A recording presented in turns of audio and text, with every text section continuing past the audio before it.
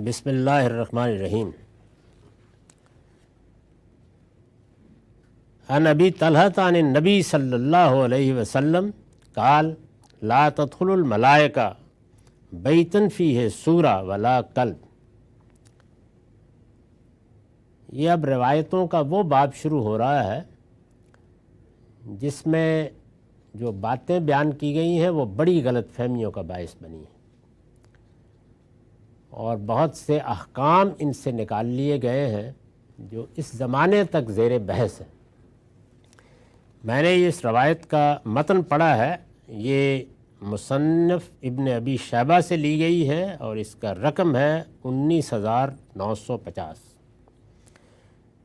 तर्जुमा है, अबू तलहा रज़ी अल्लाह अन्हो से रिवायत है कि नबी सल्लल्लाहु अलैहि वसल्लम ने फरमाया, फ़रिश्ते किसी ऐसे घर में दाखिल नहीं होते जिसमें तस्वीर हो और न उस घर में जहाँ कुत्ता हो। इन रवायतों के ज़ाहिर अल्फाज से लोगों ने दोनों नतीजे निकाल लिए हैं और वो नतीजे हमारे यहाँ मिंबर महराब से बयान होते हैं। एक ये कि तस्वीर बिल्कुल नाजायज़ है।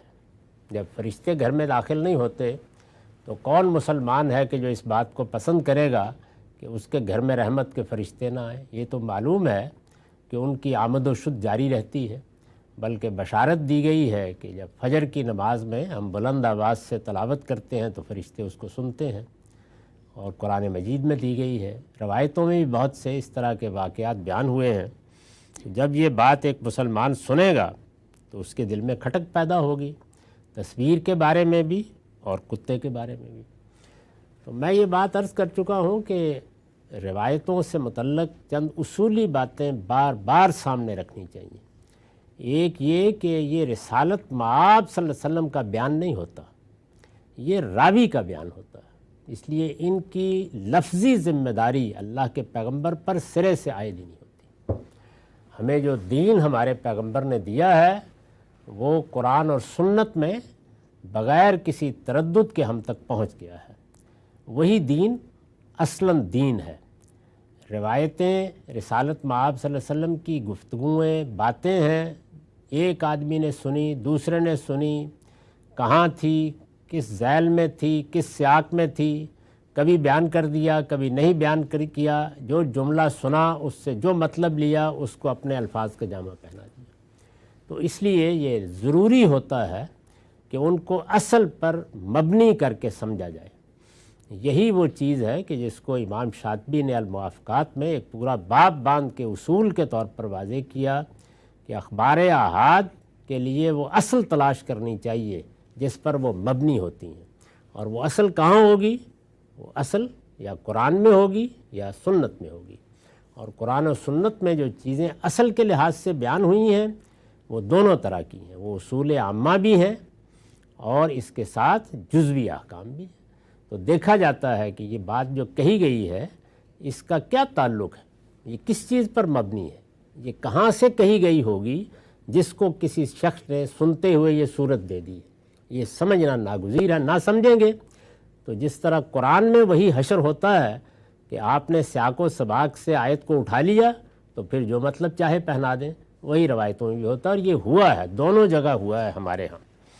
इस वजह से इस पर मैंने जो हवाशी लिखे हैं वो सुन लीजिए। पहली चीज़ थी तस्वीर। यही फरमाया गया ना कि फ़रिश्ते किसी ऐसे घर में दाखिल नहीं होते जिसमें तस्वीर हो। ये इसलिए यानी क्यों कहा ये आपने? तो जब हम कुरान और सुन्नत में असल को भी सामने रख लेते हैं और फिर उसके बाद चूँकि रवायात असलन उसूल आम्मा को बयान करने के लिए नहीं होती, वो इतलाक़ी होती हैं, अप्लाइड होती हैं। यानी किसी मौके पर बात कही गई है, माहौल में कही गई है, उसको समझने की ज़रूरत होती है। ये इसलिए कि ज़माना रिसालत के अरब में, यानी अब ये देखिए माहौल बताया जा रहा है, ये कहाँ कही गई है बात? ये इसलिए कि ज़माना रिसालत के अरब में तस्वीरें और मुजस्समे ज़्यादातर परस्तिश के लिए या फिर ऐसी चीज़ों और ऐसे अशख़ास की बनाई जाती थीं जिनसे मुतल्लक़ मुशरिकाना जज्बात के पैदा हो जाने का अंदेशा होता था। यानी ये ज़माना नहीं था कि आपकी जेब में कैमरा पड़ा होता है और आप तस्वीरें खींचते चले जाते हैं। تصویریں بڑے اہتمام سے بنائی جاتی تھیں، مجسمے بھی بنائے جاتے تھے، لیکن بہت بڑی تعداد میں مشرکانہ اوہام کو سامنے رکھ کر، یا شرک کے لیے یا پرستش کے لیے، جیسے بت بنائے جاتے تھے اسی طرح تصویریں بنائی جاتی تھیں۔ مثلاً انبیاء، فرشتے، جنات۔ یہ بات بھی سمجھ لیجئے کہ جو شرک ہے اس کے بارے میں جب لوگ گفتگو کی ابتدا کرتے ہیں تو وہ دیوی دیوتاؤں سے کریں گے، بتوں سے کریں گے، لیکن تاریخ کو اگر اللہ تعالیٰ کی کتاب کی روشنی میں پوری طرح بصیرت کے ساتھ پڑھیے تو خود شرک مذہبی تصورات سے پیدا ہوا ہے۔ یعنی جب اللہ کے پیغمبروں سے ابتدا کی گئی، پہلے انسانی کو پیغمبر بنا دیا گیا، تو وہ معلومات بھی حاصل ہوئیں جو نادیدہ عالم کے بارے میں، یعنی ایک تو وہ عالم ہے جو ہمارے تجربے اور مشاہدے میں آتا ہے، جس پر سائنس مبنی ہوتی ہے۔ نادیدہ عالم کے بارے میں اطلاعات ملی، یہ بتایا گیا کہ صرف تم ہی نہیں ہو اس زمین پر، ایک دوسری مخلوق جنات بھی ہیں، وہ بھی پھرتے ہیں یہاں پہ، وہ تمہیں نظر نہیں آتے۔ پیغمبروں کے ذریعے سے معلوم ہوا کہ اللہ تعالیٰ انسانوں کے ساتھ ربط فرشتوں کے ذریعے سے پیدا کرتا ہے، اور وہ ایک بڑی برتر، بڑی غیر معمولی مخلوق ہے، وہ بھی ہے، تم ہی پہلی مرتبہ شعور کے ساتھ نہیں بنائے گئے ہو۔ تو ان دونوں اطلاعات کو ان کی جگہ پر رہنا چاہیے تھا، اور پھر خود پیغمبر جن کا انتخاب کر لیا جاتا تھا وہ بھی ظاہر ہے بہت ممتاز تھے۔ تو انہی کے ساتھ انسانوں کے تعلق اور تصورات سے جب ذرا وقفہ آ گیا تو مشرکانہ اوہام پیدا ہونا شروع ہو گئے، انہی کے بت بنے، یہی دیوی اور دیوتا ہیں جن کا تصور اصل میں پیغمبروں سے چلا اور بعد میں شرک میں تبدیل ہو گیا۔ معاف کیے۔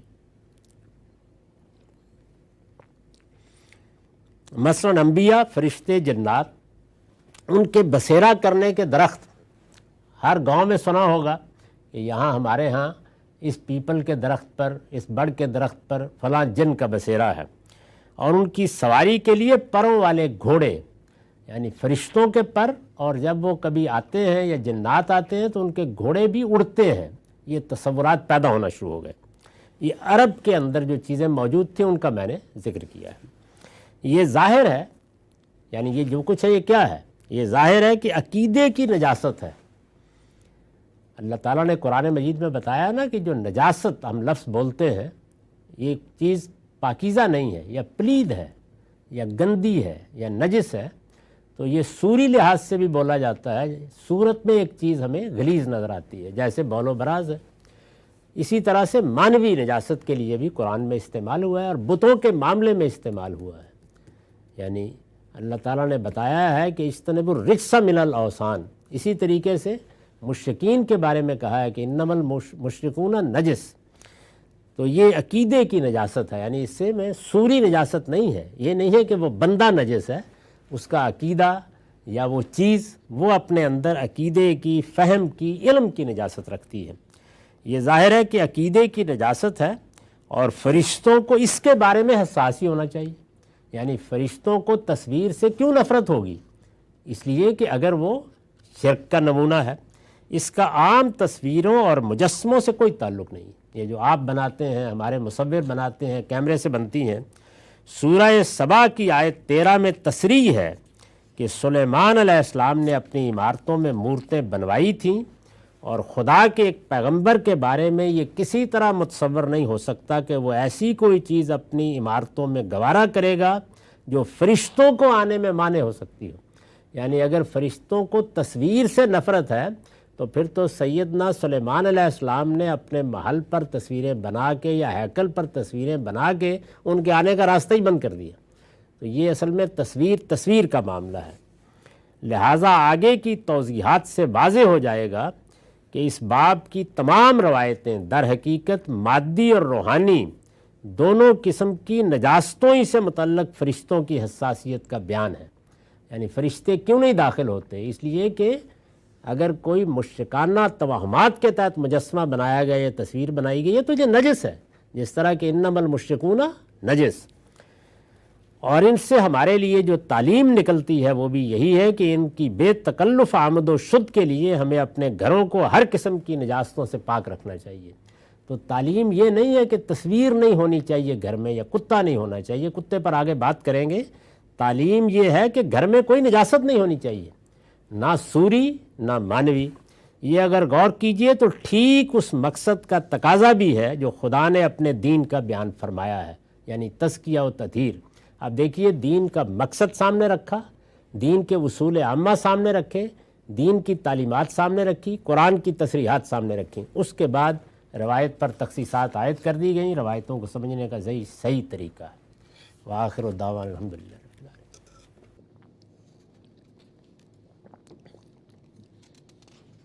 بسم اللہ الرحمن الرحیم۔ ہم وہ روایات پڑھ رہے ہیں جن میں تصاویر اور کتوں کے بارے میں بعض باتیں آئی ہیں اور ان کو لوگوں نے ایک خاص طریقے سے سمجھا ہے، جس سے بڑے مسائل پیدا ہوئے ہیں۔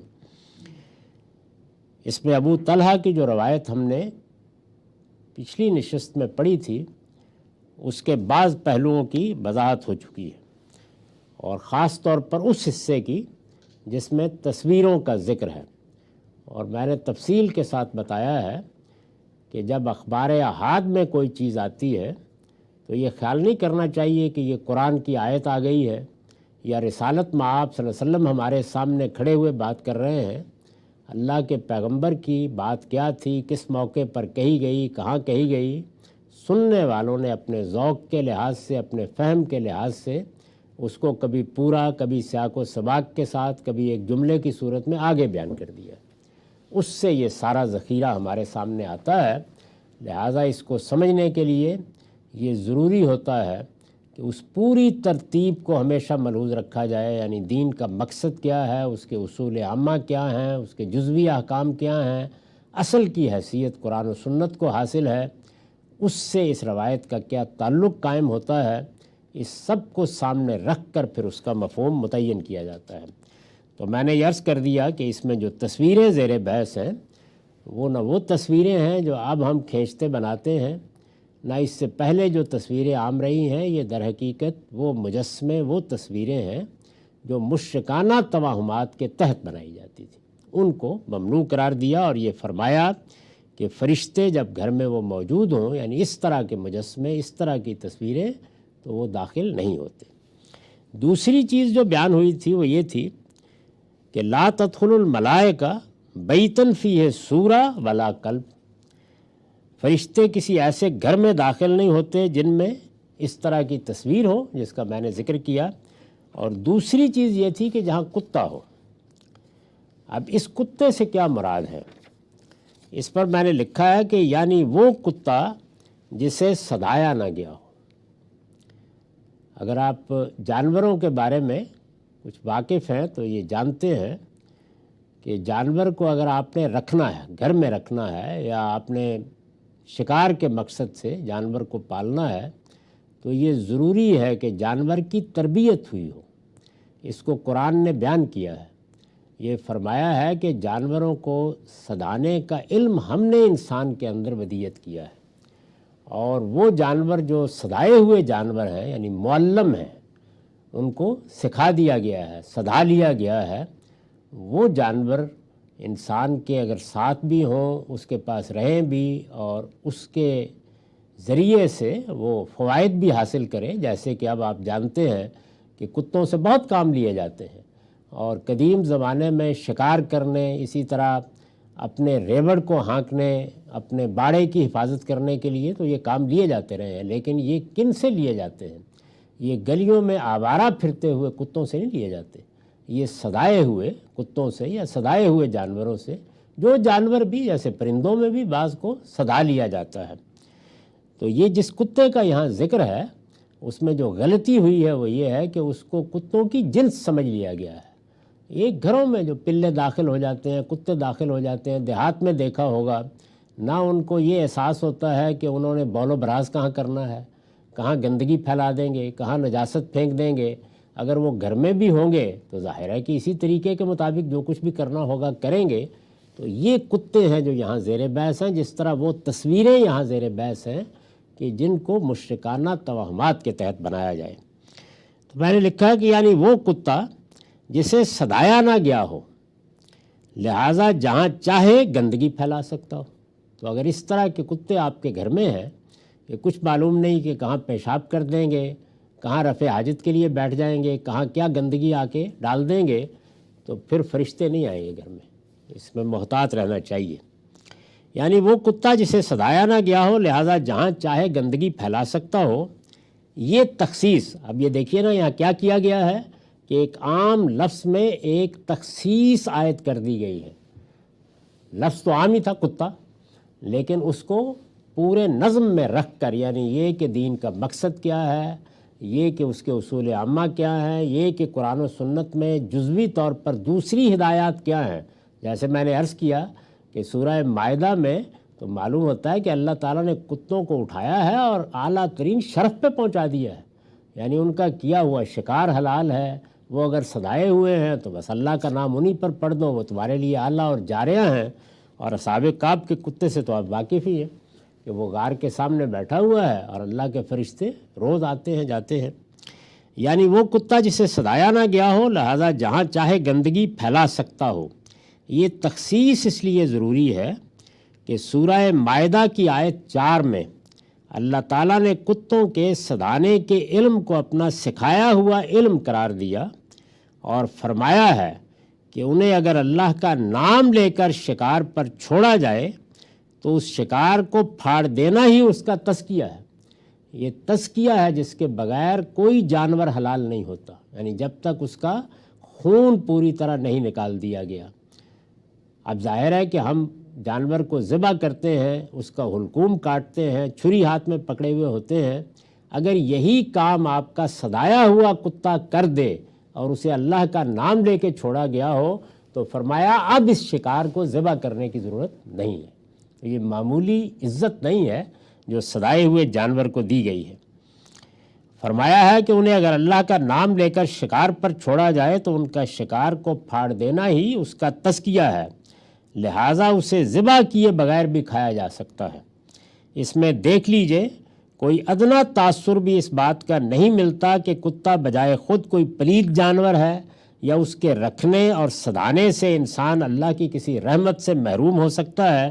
ظاہر ہے کہ جب صدایا جائے گا، رکھا جائے گا، اس کو شکار میں مانوس کیا جائے گا تو وہ کہیں باہر پھینک آئیں گے، آپ کے پاس ہوگا۔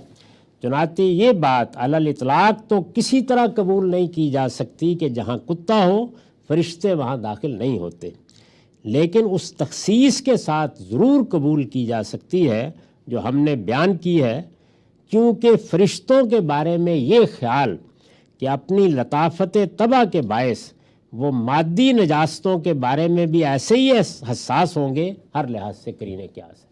جیسے ایک صاف ستھری طبیعت کا آدمی یہ پسند نہیں کرتا کہ آپ اس کو کسی غلیظ جگہ پہ لے جائیں یا بٹھا دیں یا جہاں اس طرح کی کوئی غلاظت یا نجاست ہو، تو اس حدیث میں اصل میں یہ بتایا گیا ہے کہ گھر میں اگر اس طرح کے جانور ہوں گے جو جہاں چاہے گندگی پھیلا دیں اور کوئی احتیاط نہیں ہوگی اور کوئی ان کی تربیت نہیں کی گئی ہے، تو پھر فرشتے اس طرح کے گھروں میں داخل نہیں ہوتے۔ آگے روایتوں میں یہ بات باللفظ بیان ہو جائے گی، آپ خود دیکھ لیں گے اپنی آنکھوں سے کہ یہ کیا بات ہے جو کہی گئی تھی۔ وآخر دعوانا ان الحمدللہ رب العالمین۔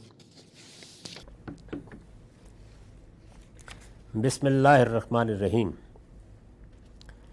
ہم ابو طلحہ کی روایت پڑھ رہے ہیں جس میں یہ ارشاد فرمایا گیا تھا کہ فرشتے کسی ایسے گھر میں داخل نہیں ہوتے جس میں تصویر ہو اور نہ اس گھر میں جہاں کتا ہو۔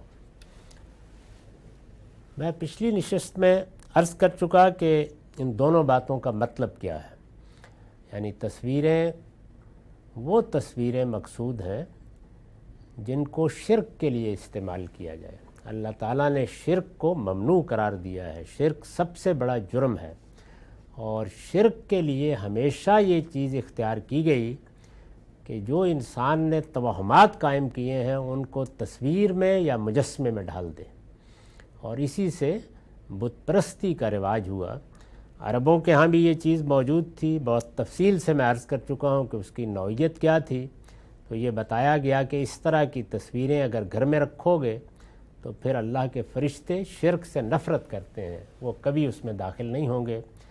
اور میں نے عرض کیا تھا کہ خود قرآن نے یہ بتا دیا ہے کہ شرک ایک نجاست ہے اور اس کے قریب بھی آدمی کو نہیں جانا چاہیے۔